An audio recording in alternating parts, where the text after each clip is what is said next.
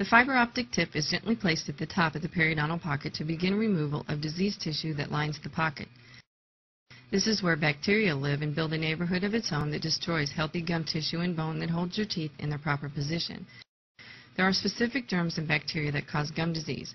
The Periolase laser is designed to target and eliminate selectively only the diseased tissue and germs, dissolving toxins and leaving the healthy tissue unharmed.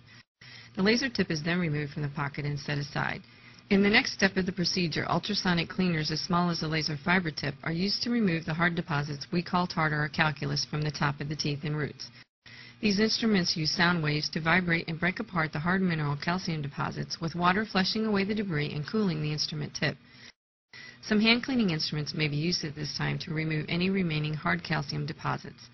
Then the laser is used again at the bottom of the pocket to remove any remaining diseased tissue. This pass of the laser also sterilizes the tissue and bone and